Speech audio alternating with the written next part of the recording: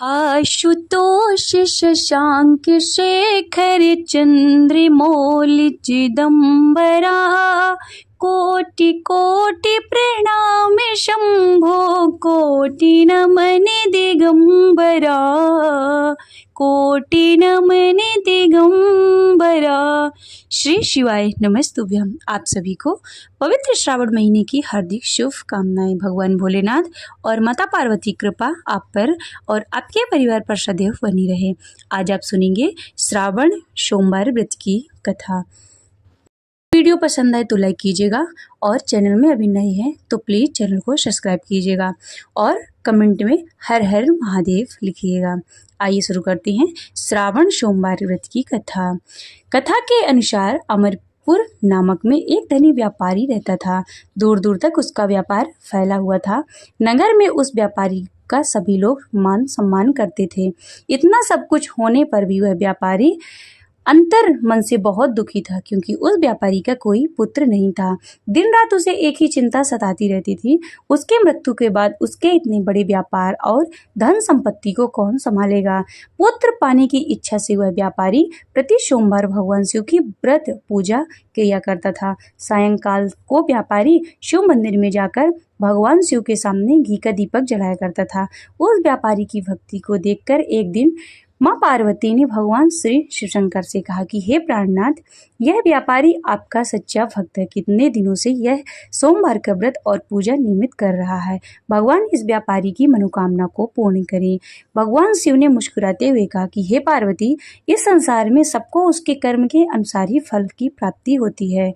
प्राणी जैसे कर्म करते हैं वैसे ही उनको फलों की वैसे ही फल की प्राप्ति होती है। इसके बावजूद पार्वती जी नहीं मानी। उन्होंने आग्रह करते हुए कहा कि नहीं प्राणनाथ, आपको इस व्यापारी की इच्छा पूरी करनी ही पड़ेगी। वह आपका अनन्य भक्त है। प्रति सोमवार आपका विधिवत व्रत रखता है और पूजा अर्चना के बाद आपको भोग लगाकर एक समय भोजन ग्रहण करता है।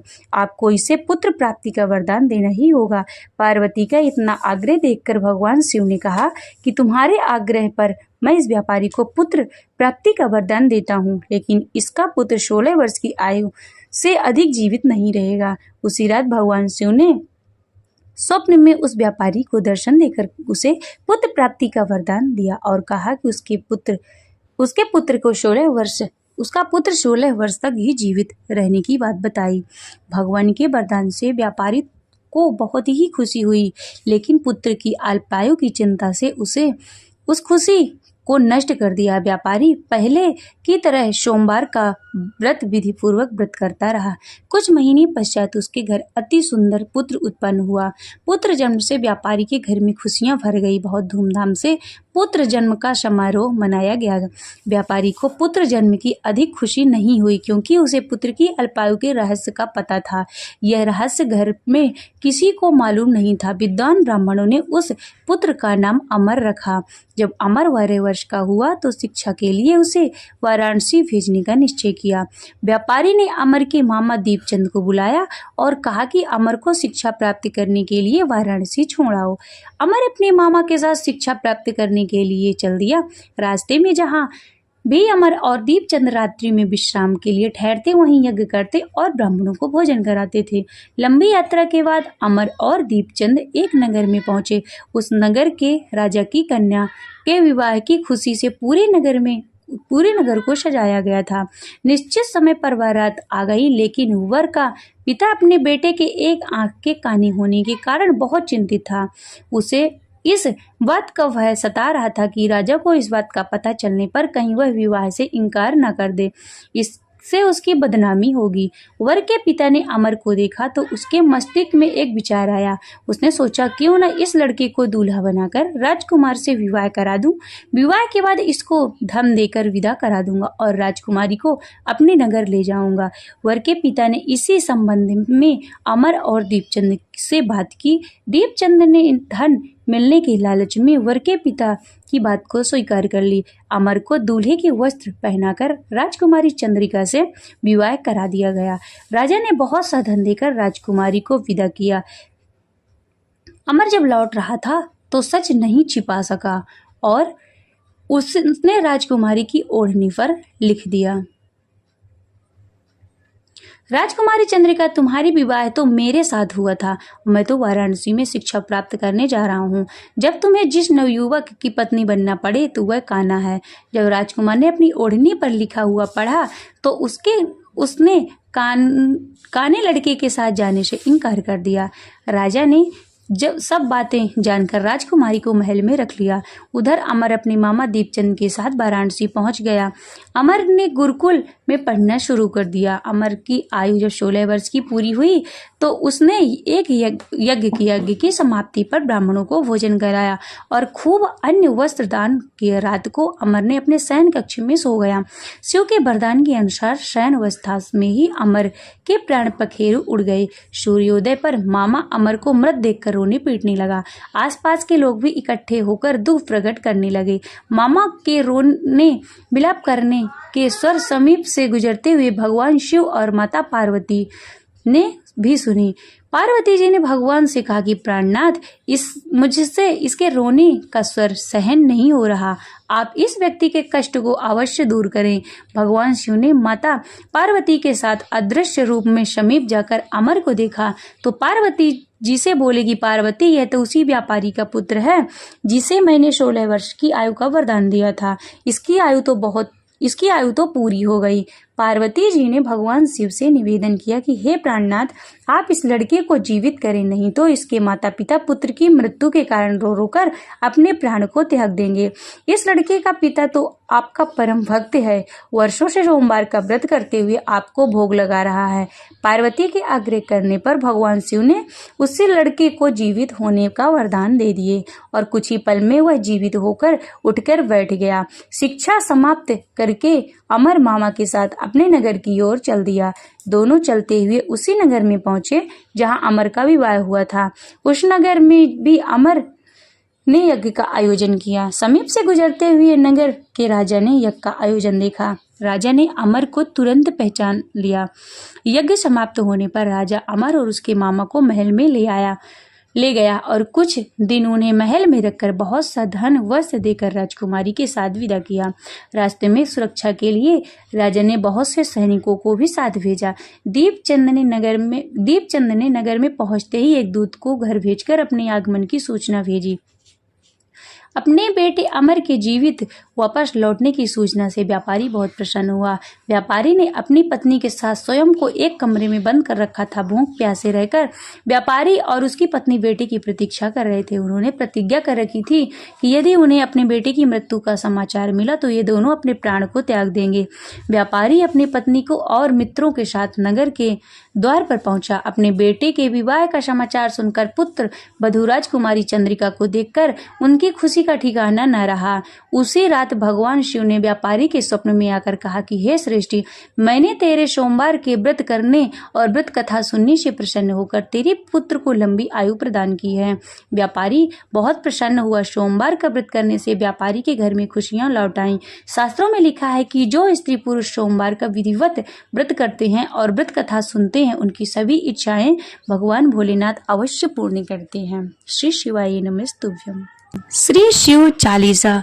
जय गणेश गिरिजा शुभम मंगल मूल सुजान, कहते अयोध्या दास तुम दियो अभय वरदान।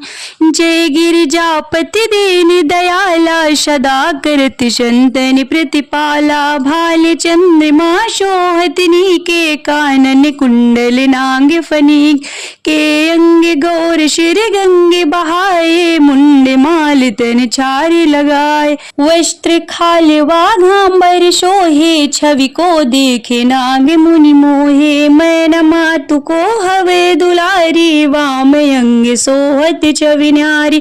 कर त्रिशूल सोहत छवि भारी, करत सदा शत्रुन क्षयकारी। नंदी गणेश शोहित कैसे, सागर मध्य कमल है जैसे। कार्तिक श्याम और गणराओ, यह छवि को कहीं जाति न काओ। देवन जब वहीं जाए पुकारा, तब ही दुख प्रभु आप निवारा, कियो उपद्र के तार की भारी, देवन सब मिल तुमई जुआरी। तुरत सड़ा जन आप पटायो, लौनी में सिमह मारे गिरायो, आप जलंधर असुर संहारा, सुयश तुम्हारी विधि से संसारा। तो त्रिपुरासुर संयुद्ध मचाए, सब ही कृपा कर लीनी बचाई, किया तब ही भागीरथी भारी, पूर्व प्रतिज्ञाता सुपुरारी। दानिन मह तुम्हें सब को नाही, सेवक स्तुति करहु सदाही, वेद माह महिमा तव गाये, कथे अनादि भेद नहीं पाई। प्रकटे उदधि मथन कृते ज्वाला जर, ते सुरासुर भये बिहाला, कीन्ह दया तह करिय सहाय, नीलकंठ तव नाम कहाय। पूजन रामचंद्र जब कीन्हा, जीत के लंक विभीषण दीन्हा, सहज कमल में हो रही धारी, कीन्ह परीक्षा तव ही पुरारी। एक कमल प्रभु राख्यो, गोये कमल नयन पूजन जहाँ सोई, कठिन भक्ति देखे प्रभु शंकर, भये प्रसन्न दिए एक छितवर। जय जय अनंत अविनाशी, करते सदा कृपा सबके घटवासे, दुष्ट सकल नित्य मोहि सतावे, भ्रमते रहे मोहि चैन न आवे। त्राहि त्राहि मैं नाथ पुकारो, यही अवसर मोहि आने उबारो, ले त्रिशूल शत्रुन को मारो, संकट ते मोहि आने उबारो। माते पिता भ्राता सब कोई, संकट में पूछत नहीं कोई, स्वामी ये कहे आश तुम्हारी, आय करहु मम संकट भारी। धन निर्धन को देते सदा ही, जो कोई जाचे सो फल पाही, स्तुति के ही विधि करो तुम्हारी, क्षमा हो नाथ अब चूके हमारी। योगी यति मुनि ध्यान लगावे, नारद शारद शीश नवावे। नमो नमो जय नमः शिवाय, सुर ब्रह्मादि के पारी न पाए, जो ये पाठ करे मन लाए, परि होते हैं शंभु सहाय। रनिया जो कोई हो अधिकारी, पाठ करे सो पावन निहारी। पुत्रहीन इच्छा कर जोई, निश्चय शिव प्रसाद तहि होई। पंडित त्रयोदशी को लावे, ध्यान पूर्वक होम लगावे। त्रयोदशी व्रत करे हमेशा, ताके तन नहीं रही कलेशा। धूप दीप नैवेद चढ़ावे, शंकर सम्मुख पाठ सुनावे। जन्म जन्म के पाप नशावे, अंतवास शिवपुर में पावे।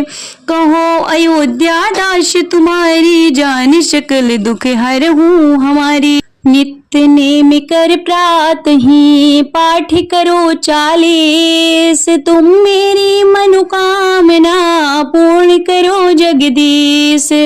मंगसर छठ है मंदिर तो, संवत 64 आन।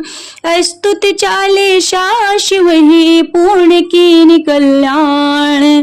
शिव समान दाता नहीं, विपत्ति विदारण हार। लज्जा मेरे राखियो, नंदी के यशवार। एक घड़ी आधी में कुछ और, तुलसी संगत साधु के कटहि कोटि अपराध। तुलसी संगत साधु के कटहि कोटि अपराध। ओम जय शिव ओमकारा, बोले हरि शिव ओमकारा। ब्रह्मा विष्णु सदा शिव, ब्रह्मा विष्णु सदा शिव। अर्धांगी धारा, ओम हरि हरि हरि महादेव। एकानन्य चतुरानन्य पंचानन राजे, बोले पंचानन राजे। हंसासन गरुड़ासन, हंसासन गरुड़ासन। वृषवाहन साजे, ओम हरि हरि हरि महादेव। 2 भुज 4 चतुर्भुज, 10 भुज अति सोहे, बोले 10 भुज अति सोहे। तीनों रूप निरखित, तीनों रूप निरखित, त्रिभुवन जन मोहे। ओम हरि हरि हरि महादेव। यक्षमाला वनमाला मुंडी माला धारी, बोले मुंडी माला धारी, त्रिपुरारी कंसारी, त्रिपुरारी कंसारी, वरिमाला धारी। ओम हरि हरि हरि महादेव।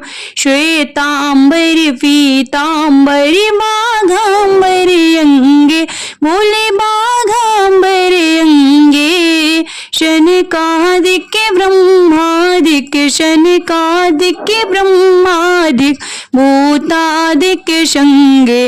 ओम हरि हरि हरि महादेव। करि में श्रेष्ठ कमंडल चक्र त्रिशूल धरिता, बोले चक्र त्रिशूल धरिता, जग करता जग हरिता, जग करता जग हरिता, जग पालन करता। ओम हरि हरि हरि महादेव। ब्रह्मा विष्णु सदा शिव जानते अविवेका, बोले जानते अविवेका, प्रणवाक्षर के मध्य, प्रणवाक्षर के मध्य, ये तीनों एका। ओम हरि हरि हरि महादेव।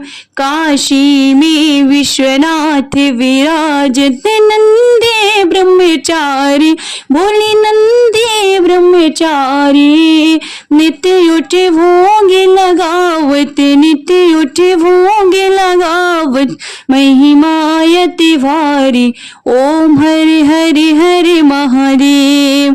त्रिगुण शिव जी की आरती जो कोई नर गावे, बोले जो कोई नर गावे, कहते शिवानंद स्वामी, भजति हरि हर स्वामी, मन वांछित फल पावे। ओम हरि हरि हरि महादेव। जय शिव ओंकारा, भोले हरि शिव ओंकारा, ब्रह्मा विष्णु सदा शिव, ब्रह्मा विष्णु सदा शिव, अर्धांगी धारा। ओम हरि हरि हरि महादेव। ओम हरि हरि हरि महादेव।